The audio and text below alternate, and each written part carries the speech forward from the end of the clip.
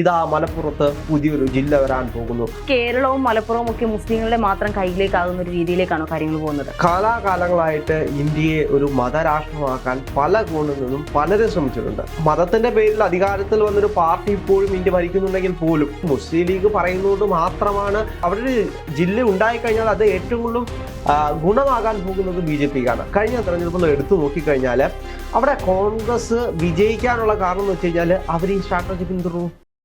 മലപ്പുറം വിഭജിച്ച് 2 ജില്ലയാക്കണമെന്നുള്ള പുതിയ ആവശ്യവുമായിട്ടാണ് മുസ്ലിം ലീഗ് ഇപ്പോൾ രംഗത്ത് വന്നിരിക്കുന്നത്. ഇത് കഴിഞ്ഞ കുറച്ച് ദിവസങ്ങൾക്ക് മുൻപ് വെള്ളാപ്പള്ളി നടേശൻ പറഞ്ഞ ചില പ്രസ്താവനകളുമായി കൂട്ടി വായിക്കുമ്പോൾ നമുക്ക് മനസ്സിലാവുന്ന ഒരു കാര്യം, അന്ന് വെള്ളാപ്പള്ളി പറഞ്ഞിരുന്നു മലപ്പുറം എന്ന് പറയുന്നത് ഒരു മുസ്ലിം രാഷ്ട്രമായി മാറുമെന്നായിരുന്നു. ശരിക്കും ഇനി കേരളവും മലപ്പുറവും ഒക്കെ മുസ്ലിങ്ങളുടെ മാത്രം കയ്യിലേക്കാകുന്ന ഒരു രീതിയിലേക്കാണോ കാര്യങ്ങൾ പോകുന്നത്? ഒരിക്കലും അങ്ങനെ സംഭവിക്കത്തില്ല. കാരണം നമ്മളൊരു ഭരണഘടനയുള്ള രാജ്യത്താണ് ജീവിക്കുന്നത്. ഇവിടെ അത്തരത്തിലുള്ള ഒരു കാര്യങ്ങളും നടക്കുകയില്ല എന്ന് വേണമെങ്കിൽ നമുക്ക് പറയാം. കാരണം കാലാകാലങ്ങളായിട്ട് ഇന്ത്യയെ ഒരു മതരാഷ്ട്രമാക്കാൻ പല കോണിൽ നിന്നും പലരും ശ്രമിച്ചിട്ടുണ്ട്. പക്ഷെ ഇപ്പോഴും അതൊന്നും സംഭവിച്ചിട്ടില്ല. ഒരു മതത്തിന്റെ പേരിൽ അധികാരത്തിൽ വന്നൊരു പാർട്ടി ഇപ്പോഴും ഇന്ത്യ ഭരിക്കുന്നുണ്ടെങ്കിൽ പോലും ഇന്ത്യ ഒരു മതരാഷ്ട്രമാക്കാൻ ഇപ്പോഴും അവർക്ക് കഴിഞ്ഞിട്ടില്ല. ഇപ്പോഴും മതത്തിന്റെ പേരിൽ പ്രീണിപ്പിക്കാൻ അവർക്ക് കഴിഞ്ഞിട്ടില്ല. അതിന്റെ പ്രധാനപ്പെട്ട കാരണം ഇന്ത്യക്കൊരു ഭരണഘടനയുണ്ട്. ആ ഭരണഘടനയ്ക്ക് ഒരു അടിത്തറയുണ്ട്. അതിനൊരു സമര പോരാട്ടങ്ങളുടെ ഒരു ചരിത്രം തന്നെ പറയാനുണ്ട്. കാരണം നമ്മൾ ഇന്ന് അനുഭവിച്ചുകൊണ്ടിരിക്കുന്ന സ്വാതന്ത്ര്യം എന്ന് പറയുന്നത് ഒരുപാട് പേര് കഷ്ടപ്പെട്ട് നേടിയെടുത്തതാണ്. അന്ന് അവർക്ക് വേണമെങ്കിൽ ഇതിനൊരു മതരാഷ്ട്രമാക്കായിരുന്നു. പക്ഷെ അവരെന്ന് ചെയ്തത് ഇതിനൊരു ഡെമോക്രാറ്റിക് രാജ്യമാക്കുകയാണ് ചെയ്തത്, ഒരു സ്വതന്ത്ര രാജ്യം.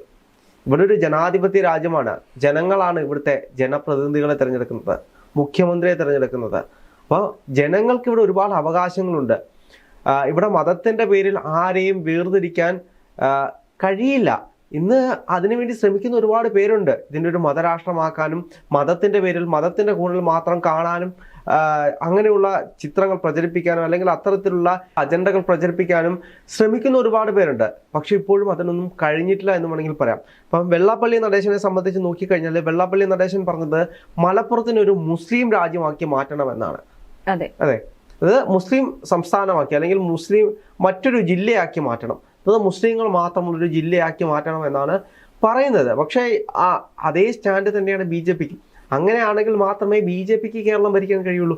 BJPക്ക് പറയാം. ഇവിടെ പലപ്പോഴും നമ്മൾ പല ഈ നോർത്ത് ഇന്ത്യൻ ചാനലിലൊക്കെ പല ആളുകളും വന്നിരുന്ന് പറയുന്നത് കേൾക്കാം, കേരളത്തിൽ മലപ്പുറം എന്ന് പറയുന്ന സ്ഥലമുണ്ട്, അവിടെ നിങ്ങൾക്ക് കയറാൻ പോലും കഴിയില്ല, അവിടെ മുസ്ലിങ്ങളാണ്, അവിടെ നിങ്ങൾക്ക് ഒരു കാര്യങ്ങളും ചെയ്യാൻ സാധിക്കില്ല എന്നൊക്കെ പറഞ്ഞ് ഈ നോർത്ത് ഇന്ത്യൻ ചാനലിലൊക്കെ പോയിരുന്ന് പറയുന്ന ഒരുപാട് പേരുണ്ട്.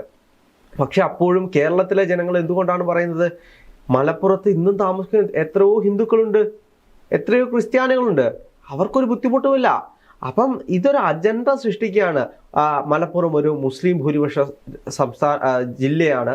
അപ്പം അവിടെ മുസ്ലിങ്ങൾ മാത്രമേ ഉള്ളൂ, അവിടെ മുസ്ലിങ്ങൾ പറയുന്നത് മാത്രമേ കേൾക്കാൻ കഴിയുകയുള്ളൂ, മറ്റുള്ള മതസ്ഥർക്ക് അവിടെ ജീവിക്കാൻ കഴിയാത്ത സാഹചര്യമാണ് എന്നൊരു അജണ്ട അത് സൃഷ്ടിക്കുകയാണ് ഇവിടെ ചെയ്തുകൊണ്ടിരിക്കുന്നത്. ഇപ്പോൾ മുസ്ലിം ലീഗിനെ സംബന്ധിച്ച് നോക്കുകയാണെങ്കിൽ കുറച്ച് ദിവസം മുൻപായിരുന്നു UDF അധികാരത്തിൽ വന്നാൽ എന്തുകൊണ്ട് കുഞ്ഞാലിക്കുട്ടിക്ക് മുഖ്യമന്ത്രി ആയിക്കൂടാ എന്നൊരു ചോദ്യം മുസ്ലിം ലീഗിന്റെ ഭാഗത്തുനിന്ന് ഉന്നയിച്ചിട്ടുണ്ടായിരുന്നു.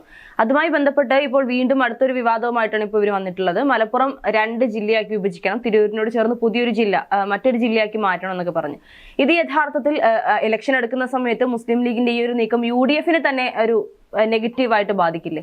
അല്ല, അവിടെ ഉന്നയിക്കുന്ന കാര്യം എന്ന് വെച്ച് കഴിഞ്ഞാല് തിരൂരുമായി കേന്ദ്രീകരിച്ച് 50 ലക്ഷത്തിൽ ആളുകളുണ്ട്. അപ്പം അവിടെ മാത്രമായിട്ട് പ്രവർത്തനം നടത്താൻ കഴിയുന്നില്ല. അപ്പം എല്ലാ ആനുകൂല്യങ്ങളും എല്ലാ വളർച്ചയും ബാക്കിയുള്ള സ്ഥലങ്ങളിലേക്കും എത്തണമെന്ന് പറഞ്ഞുകൊണ്ടാണ് അവർ ആ പ്രസ്താവന നടത്തിയിരിക്കുന്നത്. അപ്പോൾ ഓരോ പ്രസ്താവനയ്ക്കും ഓരോ അർത്ഥമാണുള്ളത്. പക്ഷേ അവര് ഉദ്ദേശിക്കുന്ന അർത്ഥം തന്നെ ആയിരിക്കണമെന്നില്ല മറ്റു മുന്നണികൾ അതിനെ കാണുന്നതും അത് പ്രചരിപ്പിക്കുന്നതും എന്നുള്ളത്. അത് മുസ്ലിം ലീഗ് പറയുന്നതുകൊണ്ട് മാത്രമാണ് അതൊരു മുസ്ലിം സംസ്ഥാനത്തിന് വേണ്ടി അല്ലെങ്കിൽ മുസ്ലിം ജില്ലയ്ക്ക് വേണ്ടിയിട്ടാണ് അവിടെ വാദിക്കുന്നത് എന്നൊരു തോന്നലുണ്ടാകും. അല്ലെങ്കിൽ ഇപ്പൊ ഇപ്പുറത്തെ ഭാഗത്ത് നിന്ന് ഇപ്പം BJP ആണെങ്കിൽ BJP ഉന്നയിച്ചുകൊണ്ടിരിക്കുന്നത് അതൊരു മുസ്ലിം സംസ്ഥാനമാണ് അല്ലെങ്കിൽ മുസ്ലിം ഭൂരിപക്ഷമുള്ള സ്ഥലമാണ്, അതിനെ മറ്റൊരു ജില്ലയാക്കി മാറ്റണം, മുസ്ലിങ്ങൾക്ക് അതിനുവേണ്ടി ശ്രമിക്കുന്നു എന്നൊരു അജണ്ട അവിടെ BJP സൃഷ്ടിക്കുന്നുണ്ട്. അവിടെ അങ്ങനെ ഒരു സംസ്ഥാനം അവിടെ ഒരു ജില്ല ഉണ്ടായിക്കഴിഞ്ഞാൽ അത് ഏറ്റവും കൂടുതലും ഗുണമാകാൻ പോകുന്നത് BJPക്കാണ്. കാരണം അവർക്ക് ഈ വർഗീയത പറഞ്ഞ് പ്രചരിപ്പിക്കാം.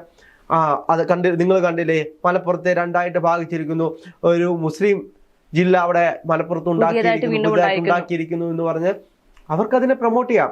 അവിടെ അവരുടെ അജണ്ട നടപ്പാക്കുകയാണ് ചെയ്യുന്നത്. ഇപ്പം ഇപ്പുറത്തെ ഭാഗത്ത് മുസ്ലിം ലീഗ് ഉന്നയിക്കുന്നത് എന്താണ്? അവിടേക്ക് വളർച്ച വരണം, അവിടേക്ക് കൂടുതൽ കാര്യങ്ങൾ നടക്കണം, അവിടെ 50 ലക്ഷത്തിൽ പല ആളുകളുണ്ട് അവിടെ. അതുകൊണ്ടാണ് BJP പ്രവർത്തനം നടത്താൻ വേണ്ടിയിട്ട് 3 പ്രസിഡന്റുമാരെ അവിടെ നിയമിച്ചിട്ടുള്ളത് എന്ന് പറഞ്ഞാണ് മുസ്ലിം ലീഗിന്റെ നേതാവ് പറയുന്നത്. പക്ഷെ എന്ത് തന്നെയാണെങ്കിലും ഒരു മതത്തിന്റെ പേരിലാണ്, അല്ലെങ്കിൽ അങ്ങനെ ഒരു സൂചന പോലും ഒരു ജില്ലയെ തിരിക്കുമ്പോൾ അവിടെ ഉണ്ടായിക്കഴിഞ്ഞാൽ അത് കേരളത്തിന് തന്നെ ദോഷം ചെയ്യും. അത് നമ്മുടെ ഇന്ത്യക്ക് തന്നെ അത് ദോഷമായിട്ട് വഹിക്കും. ഇനി BJP അല്ലെങ്കിൽ ഇതുകൂട്ടുള്ള വർഗീയ സംഘടനകൾക്ക് ഇത് പ്രചരിപ്പിക്കാനുള്ള ലൈസൻസ് ആയിട്ട് മാറും. ഇതാ മലപ്പുറത്ത് പുതിയൊരു ജില്ല വരാൻ പോകുന്നു, ഒരു മുസ്ലിം ജില്ലയായിട്ട് മലപ്പുറത്തെ മാറ്റാൻ പോകുന്നു. അങ്ങനെ ഒരു ഇമേജ് വന്നു കഴിഞ്ഞാൽ ഇത് കേരളത്തിന് തന്നെ ഒരു നാണക്കേടായിരിക്കും. പക്ഷെ ഇതിന് ചുക്കാൻ പിടിക്കുന്നത് ഇന്നത്തെ കേരളത്തിലെ നേതാക്കന്മാർ തന്നെയല്ലേ? കാരണം അവരാണെങ്കിൽ പോലും ഇന്നും ഈ ഒരു നേരം വരെ ആരും ഇതുമായിട്ട് ബന്ധപ്പെട്ടുള്ള യാതൊരു പ്രതികരണങ്ങളും നടത്തിയിട്ടില്ല എന്നുള്ളതും ജനങ്ങൾക്കുള്ളിൽ സംശയത്തിന് വിത്ത് പാകുന്ന ഒരു കാര്യം തന്നെയല്ലേ? തീർച്ചയായും. അതിനകത്ത് തൊടാത്തതിന്റെ പ്രധാനപ്പെട്ട കാരണം മതമാണ്. മതത്തെ തൊട്ട് കഴിഞ്ഞാൽ പൊള്ളും. അതുകൊണ്ട് രാഷ്ട്രീയക്കാരും മതത്തിൽ തൊടില്ല. പക്ഷേ അവരുടെ അജണ്ടകൾ എങ്ങനെ നടപ്പാക്കാം എന്നാണ് അവർ ചിന്തിച്ചുകൊണ്ടിരിക്കുന്നത്. എങ്ങനെ വിഭജിച്ച് അധികാരത്തിൽ വരാം. ഇപ്പം നമ്മൾ നോക്കിക്കഴിഞ്ഞാൽ പഞ്ചായത്ത് തെരഞ്ഞെടുപ്പാണ്. ആ പഞ്ചായത്ത് തെരഞ്ഞെടുപ്പിന് മുമ്പ് പഞ്ചായത്ത് വിഭജനങ്ങൾ ഉണ്ടായിരുന്നു. ആ പഞ്ചായത്ത് വിഭജനത്തിൽ പുതിയ വാർഡുകൾ രൂപീകരിച്ചിട്ടുണ്ട്. ഇപ്പം നേരത്തെ 20 വാർഡുള്ളത് 21 വാർഡായി. അപ്പൊ എന്തുകൊണ്ടാണ്? വികസനങ്ങൾ കൂടുതൽ വാർഡുകളിലേക്ക് എത്തിച്ചേരാൻ വേണ്ടിയിട്ടാണ് അത്തരത്തില് വാർഡിനെ വിഭജിച്ചിട്ടുള്ളത്. അപ്പം അത് രാഷ്ട്രീയപരമായി തന്നെയാണ് പലപ്പോഴും വിഭജനങ്ങൾ നടക്കുന്നത്. നമ്മൾ നോക്കിക്കഴിഞ്ഞാൽ ഒന്നെങ്കിൽ ഇടതുപക്ഷം ഭരിക്കുന്ന പഞ്ചായത്താണെങ്കിൽ അത് കൃത്യമായിട്ട് ഇടതുപക്ഷം കൈകാര്യം ചെയ്യും. തങ്ങൾക്ക് കൂടുതൽ ഇടതുപക്ഷത്തെ സംബന്ധിച്ച് അവർക്ക് ഓരോ വീടും അറിയാം. ഓരോ പ്രദേശത്തും ഇന്ന വീട്ടിലെ ഇന്ന ആള് CPM വോട്ട് ചെയ്യും, ഇന്ന ആള് കോൺഗ്രസിന് വോട്ട് ചെയ്യും, അവിടെ ഇത്ര വോട്ട്. ഇതെല്ലാം കൃത്യമായിട്ട് അടിത്തറ അല്ലെങ്കിൽ കൃത്യമായിട്ട് ഡാറ്റ ഉള്ള ഒരു പാർട്ടി എൻ്റെ അറിവിൽ CPM മാത്രമാണ്. അത്തരത്തിൽ കണ്ട് സ്ട്രാറ്റജി പ്ലാൻ ചെയ്ത് വോട്ട് ബാങ്ക് നടത്തുന്ന ഒരു പാർട്ടി എന്ന് പറയുന്നത്. കാരണം CPM ഈ വാർഡ് വിഭജന സമയത്ത് എന്താണ് ചെയ്യുന്നത്? ഈ പ്രദേശത്താണ് കൂടുതൽ കമ്മ്യൂണിസ്റ്റുകാരുള്ളത്. അപ്പോൾ അവരെ കേന്ദ്രീകരിച്ച് ഒരു വാർഡ് ഉണ്ടാക്കി കഴിഞ്ഞാൽ കൂടുതൽ വോട്ടുകൾ വാങ്ങി ജയിക്കാൻ കഴിയും.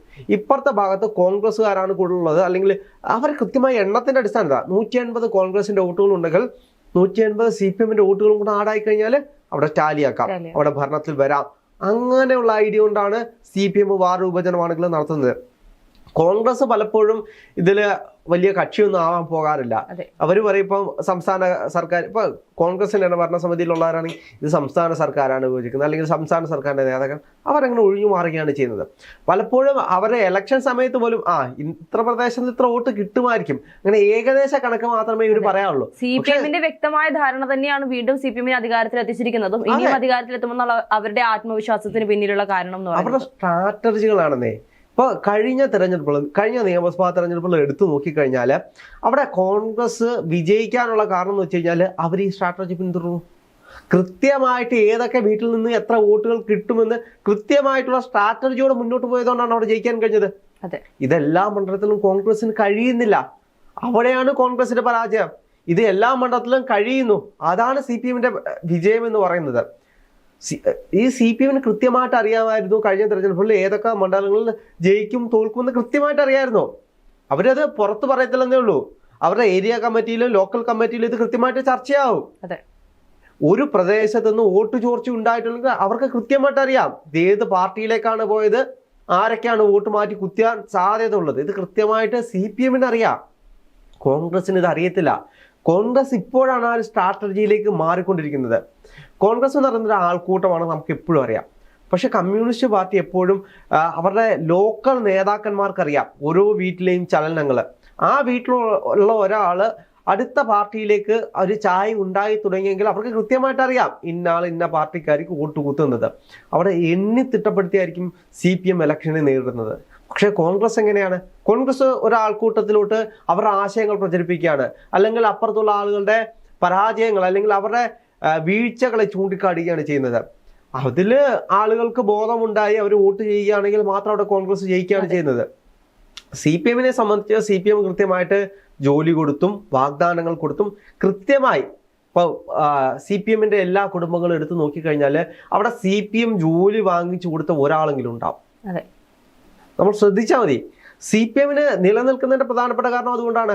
ഇവർക്ക് എങ്ങനെയാണ് ഫണ്ട് ജനങ്ങൾക്ക് എന്താണ് ആവശ്യം എന്നുള്ളത് കണ്ടറിഞ്ഞുകൊണ്ട് CPM അവർക്ക് വോട്ട് പിടിക്കാനുള്ള സ്ട്രാറ്റജി അവിടെ ഇംപ്ലിമെന്റ് ചെയ്യുമെന്നുള്ളതാണ്. അല്ല, ഇവർ എന്തൊക്കെ വിഷയങ്ങൾ ഉണ്ടാക്കി കഴിഞ്ഞാലും ആ വീട്ടില് CPM-ന്റെ ഒരു പാർട്ടി ആണെങ്കിൽ അവിടെ ഒരാൾക്ക് ജോലി കൊടുക്കും. ഒരാൾക്ക് ജോലി കൊടുക്കും.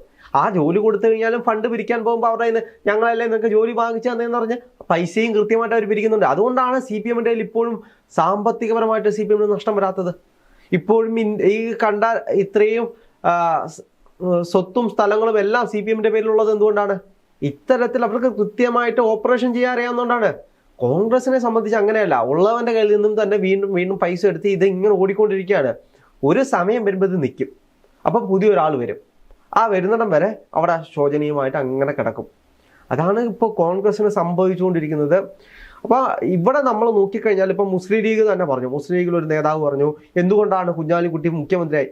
അത് അങ്ങനെ ഒരു സ്റ്റേറ്റ്മെന്റ് പറയാൻ കാരണം തന്നെ CPM-ന്റെ കൃത്യമായിട്ടുള്ള ബുദ്ധിയാണത്. CPM ഇപ്പുറത്ത് നിന്നുകൊണ്ട് പറയും അവിടെ കോൺഗ്രസ് അധികാരത്തിൽ വന്നു കഴിഞ്ഞാൽ ഭരിക്കാൻ പോകുന്ന മുസ്ലിം ലീഗ് ആണ് എന്ന് വീണ്ടും വീണ്ടും ഈ അജണ്ട ഇങ്ങനെ പറഞ്ഞുകൊണ്ടിരിക്കും. അപ്പോൾ കോൺഗ്രസ് കുറച്ചുകൂടി ടൈറ്റ് ആകും. അല്ലെങ്കിൽ ഈ ഭൂരിപക്ഷ ജനത ഉണ്ടല്ലോ, ന്യൂനപക്ഷവും ഭൂരിപക്ഷവും. അപ്പൊ ഈ ഭൂരിപക്ഷ ജനത വിചാരിക്കും അത് മുസ്ലിം പാർട്ടിയായിട്ട് മാറാൻ പോകുന്നു, മുസ്ലിം അധികാരത്തിൽ വരാൻ പോകുന്നു. ആ ഒരു ചിന്ത BJP-യേക്കാൾ മുകളിൽ കൃത്യമായിട്ട് വർഗീയത എവിടെ പ്ലേസ് ചെയ്യണോ അത് കൃത്യമായിട്ട് പ്ലേസ് ചെയ്യാൻ അറിയാവുന്ന ഒരേ ഒരു പാർട്ടി CPM-ആ. അത് കൃത്യമായിട്ട് അറിഞ്ഞ് അതിനെതിരെ റിയാക്ട് ചെയ്യാനോ അല്ലെ അതിനെതിരെ പ്രൊട്ടക്ട് ചെയ്യാനോ കഴിയാതെ നിസ്സഹായമായിട്ട് കോൺഗ്രസ് നിൽക്കുമ്പോഴാണ് പെട്ടുപോകുന്നത്. അവിടെ ഇവർ വീണ്ടും ഇങ്ങനെയുള്ള അജണ്ടകൾ വരുമ്പോൾ അല്ലെങ്കിൽ മുസ്ലിം ലീഗ് അവിടെ നിന്ന് ഒരു സ്റ്റേറ്റ്മെന്റ് പറയുകയാണ് എന്തുകൊണ്ട് കുഞ്ഞാലിക്കുട്ടി മുഖ്യമന്ത്രി ആയിക്കൂടാ എന്ന് പറയുമ്പോൾ കോൺഗ്രസ് അവിടെ ടൈറ്റ് ആകുകയാണ്. അവർക്ക് പിന്നീട് പറയാൻ ഒരു സ്റ്റേറ്റ്മെന്റ് ഇല്ലാതായി പോകുകയാണ്. പക്ഷേ ഇതിന് വ്യക്തമായ ഇപ്പോൾ നമുക്കറിയാം കോൺഗ്രസ് ഏറ്റവും കൂടുതൽ ചർച്ചാ വിഷയമാകുന്നത് ഇനി ആര് നേതാവാകും എന്നുള്ളൊരു ചോദ്യം തന്നെയാണ്. അപ്പോൾ ആ ഒരു ചോദ്യത്തിന് കൃത്യമായ ഒരു അല്ലെങ്കിൽ വ്യക്തമായ ഒരു പ്ലാനിങ്ങോട് കൂടിയാണ് കോൺഗ്രസ് മുന്നോട്ട് പോകുന്നത് എന്നുണ്ടെങ്കിൽ ഒരുപക്ഷെ കേരളം അടുത്ത തവണ കോൺഗ്രസിന് പിടിക്കാൻ സാധിക്കുമായിരിക്കും. അതെ.